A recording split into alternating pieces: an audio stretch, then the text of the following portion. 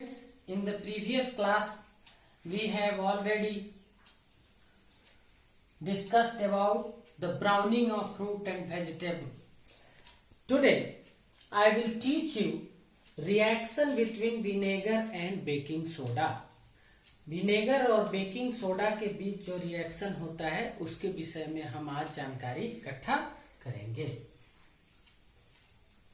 When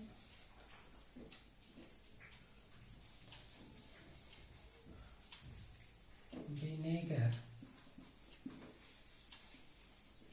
reacts with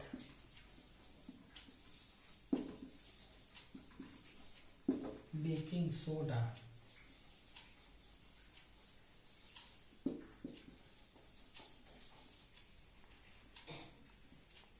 carbon dioxide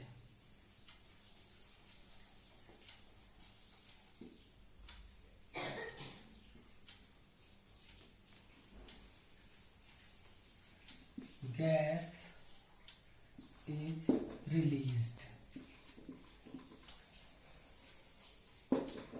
जब vinegar baking soda से reaction करता है तो कार्बन डाइऑक्साइड गैस रिलीज करता है.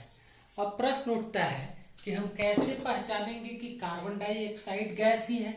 इसके पहचानने का दो तरीका है, जिसमें एक तरीका आपके बुक में दिया है, एक तरीका और मैं अलग से आपको बता रहा हूं.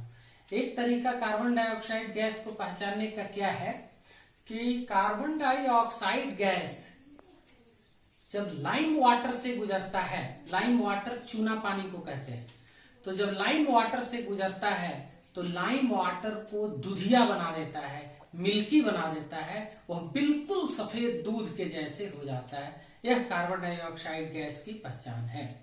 दूसरी पहचान क्या है जो हम आसानी से कर सकते हैं कि कार्बन डाइऑक्साइड गैस जो है वो जलने में रुकावट पैदा करती है, किसी चीज को जलने नहीं देती.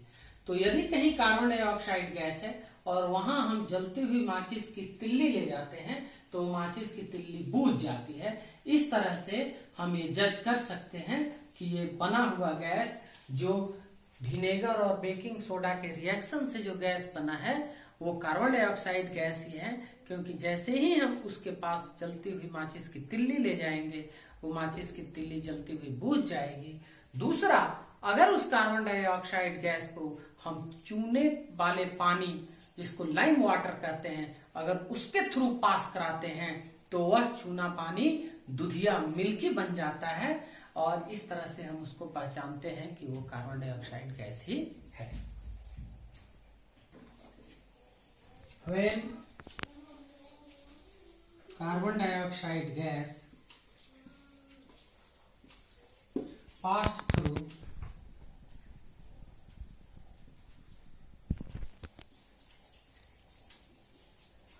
lime water,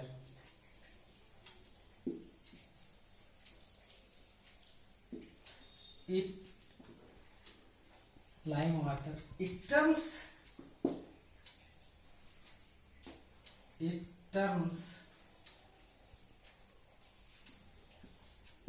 the lime water milky.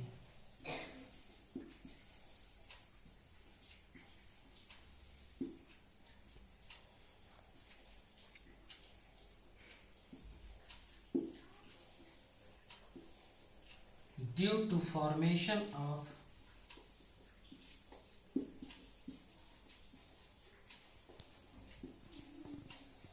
calcium carbonate.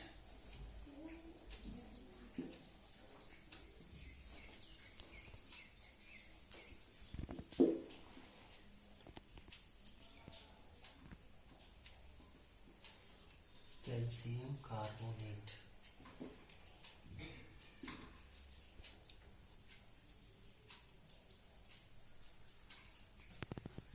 When carbon dioxide gas is passed through lime water, a reaction occurs there, and due to the reaction, two products are formed, and the one is calcium carbonate and the other is water.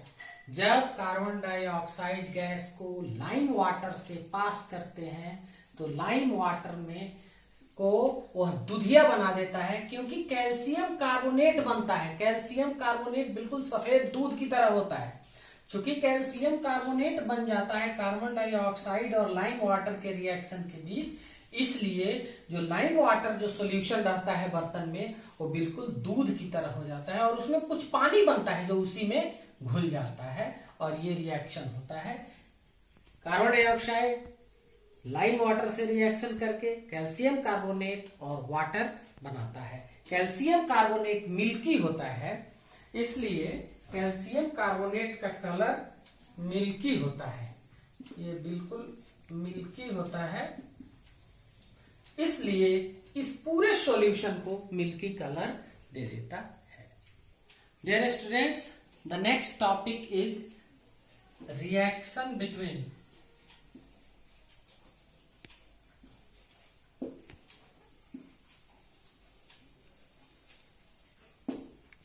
copper sulfate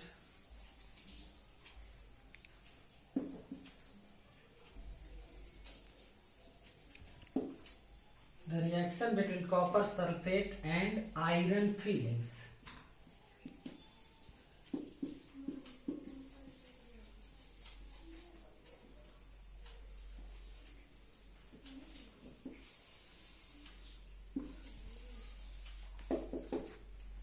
copper sulphate और लोहे का बुरादा, ये बहुत महीन लोहे का बुरादा होता है, बिल्कुल मैदा की तरह, आटे की तरह बहुत छोटा छोटा कण होता है, उसको आयरन फिलिंग्स कहते हैं।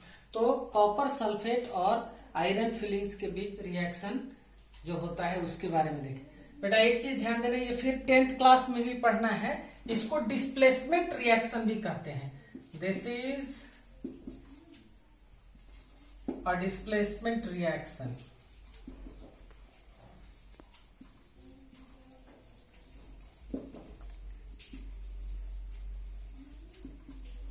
डिस्प्लेसमेंट रिएक्शन क्यों कहा जाता है? क्योंकि higher reactive element lower reactive element को उसके जगह से हटा देता है। यहाँ पर आयरन जो है वो कॉपर सल्फेट से कॉपर को डिस्प्लेस कर देता है, इसलिए इस रिएक्शन को डिस्प्लेसमेंट रिएक्शन कहा जाता है। ध्यान दीजिए, कॉपर सल्फेट CuSO4, इसका जब रिएक्शन हम आयरन से करते हैं, ध्यान दीजिए कॉपर सल्फेट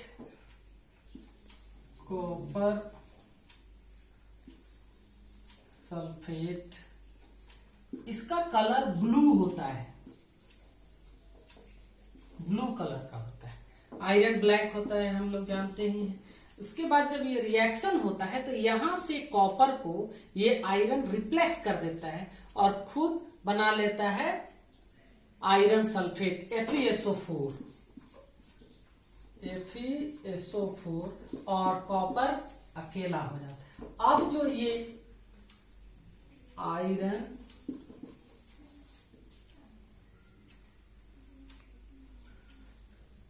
आयरन सल्फेट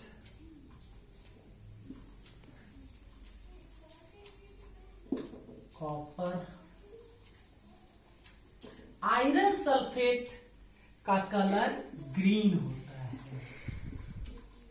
यानी कि जब हम लोग कॉपर सल्फेट सॉल्यूशन में आयरन फिलिंग्स डालते हैं जो ब्लू कलर का होता है, थोड़ी देर के बाद 1-2 मिनट के बाद रिएक्शन जब हो जाता है तो जो सॉल्यूशन हमारे पास बचता है वो आयरन सल्फेट सॉल्यूशन होता है और उसका कलर ग्रीन हो जाता है और कॉपर उसमें बनकर अलग हो जाता है।